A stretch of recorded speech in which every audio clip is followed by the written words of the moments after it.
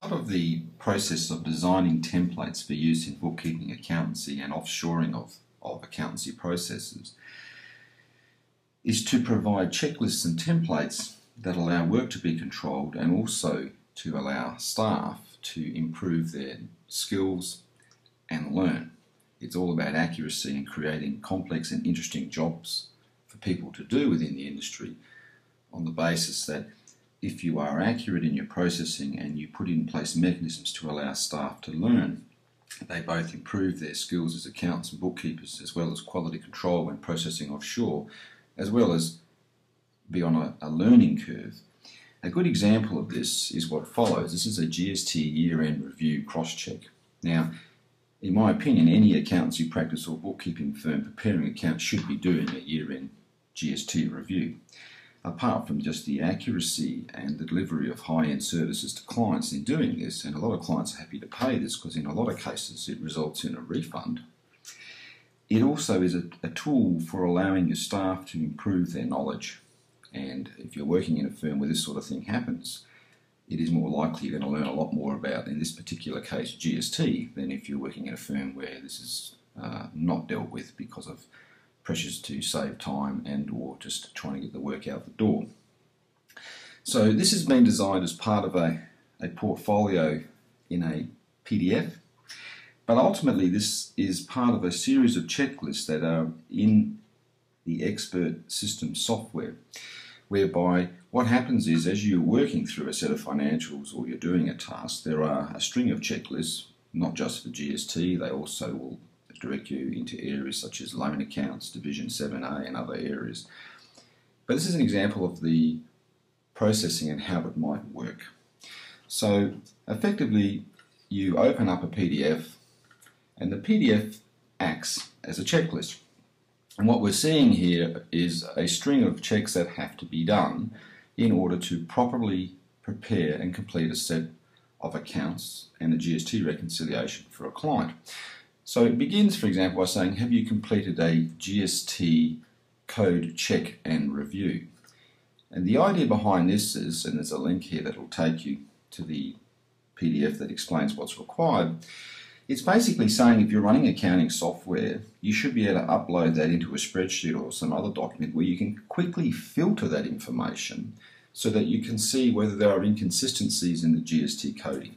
And in the steps that are attached here, there is a string of points being made about this. So what we're really doing here is just getting the accountant, bookkeeper, staff member to think about the fact that there are electronic ways, efficient ways of exporting data, quickly sorting it by description, and then quickly checking whether the GST codes make sense, whether there's GST on drawings, etc.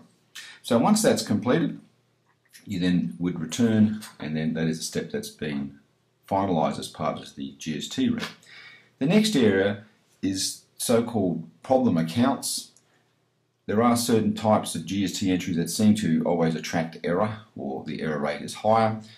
So what happens here is there's an attachment where, again, there's a sub-checklist here asking staff members, etc., to review these areas. For example, it's not uncommon for GST on bank fees to be confused. That is, they're either on bank fees or they're missing. A good example is merchant fees, where GST is often left off because they're confused as a bank fee. There's a link, which is an internet-based link, and again, this is more of a training tool that simply links you to information specific to that particular area. This is allowing your staff member to learn, as well as making use of the internet. A lot of this information is very high quality. The ATO have a multi-million-dollar website with a range of quality information, all for free. The trick is making sure you're in a position to make that information available to your staff at the time they need it.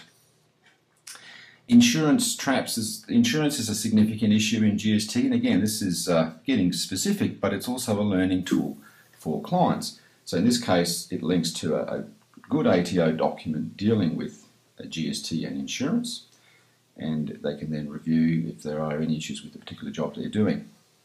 There's some notes here, for example, GST on rental expenses, and there's a note that'll come up outlining the issues surrounding that, just as a bit of a warning to the person doing the accounts. Same with GST on asset sales.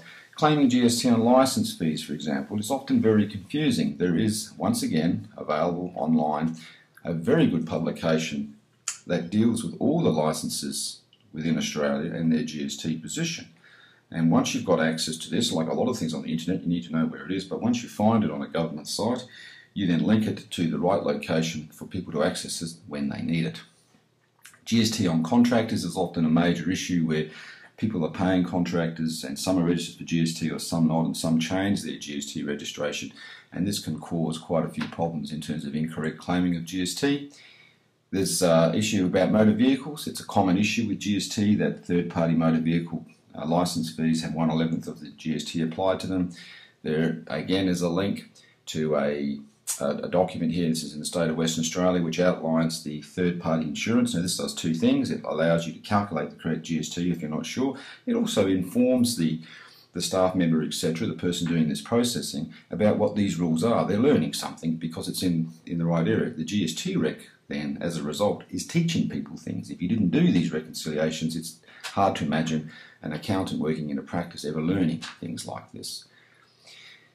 The other areas that you deal with, going back to the problem checklist area, is recoup and GST on inventory. Inventory is a small point, but in a lot of cases the client will advise what the inventory is and you're not quite sure whether there's GST on or not. These are technical points, but again it's all about adding to the concept of trying to understand the correct processes. If the client's only registered for GST for part of the year, there can be issues there about where the cut-off point is. It's a warning. And is there a change in business use of an asset during the year? This has substantial implications, because when you change the business use of an asset, you are required to do an adjustment. There is effectively an adjustment event. And again, it's about designing tools. Now, what this will let you do is find that tool. Now, in this case, this particular tool is in a spreadsheet area, GST adjustment events. Now, this is a spreadsheet and you can download this.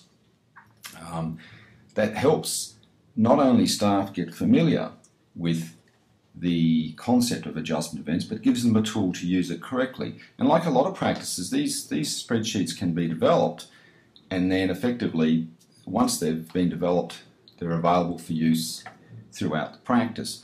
So in this case here, this is the spreadsheet for calculating these changes. So if you put, say, an amount in there, $30,000 for an asset, let's say it was bought in September 10, it's got 9 periods, you have to put this information in to the end of the 9 months, to the end of the period.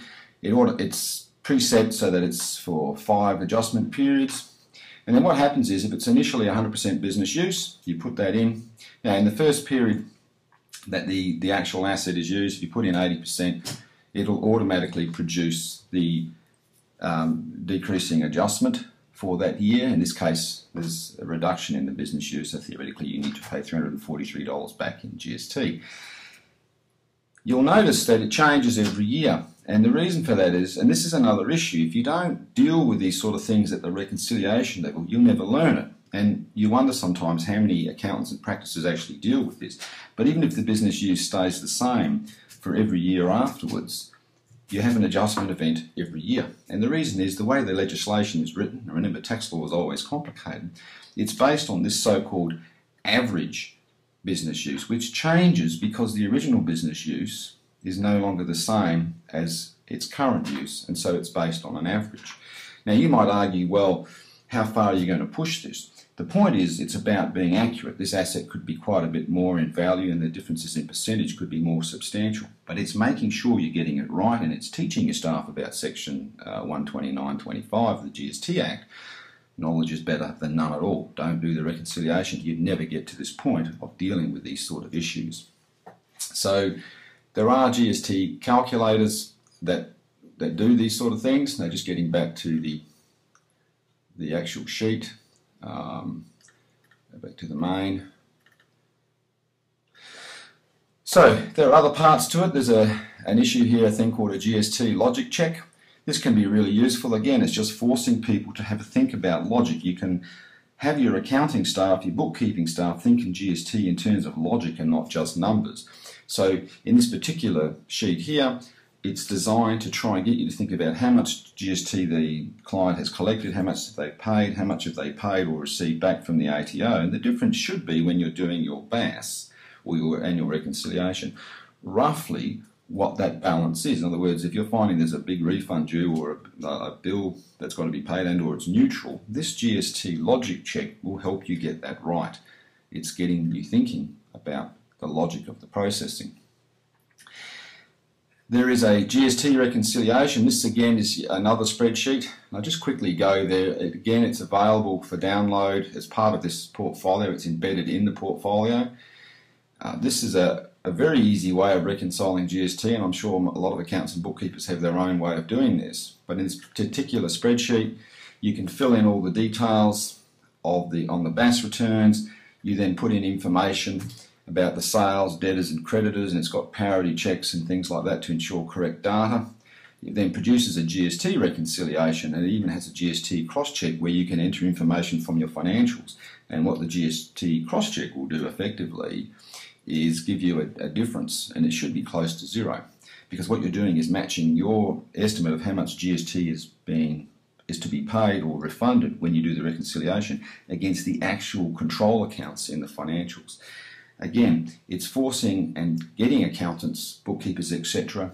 to deal with these issues. It teaches staff how to handle and manipulate GST, the complexities of the transactions, but most importantly, of course, it's actually allowing you to do good work as well as teaching your staff.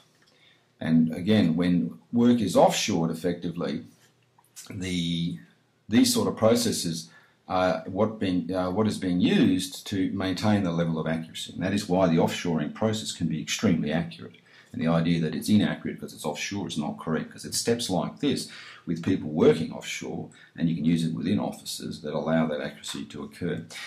Next step here, if there's a GST shortfall, you can then have a policy within the office about what to do with that. In this case, if there's a GST shortfall, we've got an issue here where you can tell the client, just give them a copy of the GST rec and say, look, this GST to pay, or you can be more specific. And again, there's a little guide here which will explain to staff, etc., exactly what the rules are concerning GST shortfalls, what the calculations are. It's something that you either get from one of your legal services or put through, but it's there for purposes of providing accuracy and information when you need it. You can elect to go GST instalments. This can be a major advantage for a lot of clients because they can do less paperwork. And again, it's just bringing that to the attention of staff, so you're providing a better service. You're able to quickly identify, and so can your staff, that GST annual BASs, etc. can be helpful. So you've got to provide people with the tools when they need them. The ATO has a great publication, as they do with a lot of these things, so why don't you create that so it's quickly available to your staff when they need to refer to it. Would you benefit from GST grouping? That can often be an issue that is not thought about, and again, it's all about value adding and making sure your staff can do this. There's no reason why a 1 or 2 year grad, or even less than that, couldn't use something like this. And again, all it's doing here is taking you to an ATO website which deals with GST groups. It's all there, so it's free, so you might as well use it. Will the client qualify for simplified accounting methods? Again, you can click on that, and there's an ATO publication dealing with simplified accounting methods for GST. Now, this may not be relevant in a lot of cases, in which case you don't need to, you're basically ticking it as non-applicable and so forth, but it is providing a resource tool. And then lastly here, GST turnover.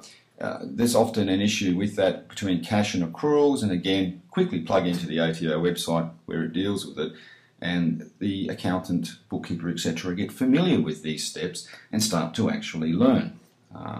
And as an operator of a bookkeeping or accountancy practice, what starts happening, of course, is that the quality of the work you produce, in this case your GST, for example, can partly be outsourced to the extent that your staff now have the tools to produce accuracy. Now, the expert system software makes these sort of processes more mechanical. This is being done in Adobe Acrobat just to highlight its functionality. But the idea is that these become checklists. So the critical point is how useful are these steps, and effectively they're about training staff and improving accuracy, and you then can produce reports that you can give to clients so clients actually know this work's being done. Accountants, bookkeepers, etc. that are not reconciling GST, who do not look at it, it's understandable because it takes time. This can speed it up, train staff, and then allow you to promote the fact that you are doing a much higher level of service than the client may have been getting elsewhere. And as a result of your fees a little bit higher, perhaps in a lot of cases, it's acceptable to the client.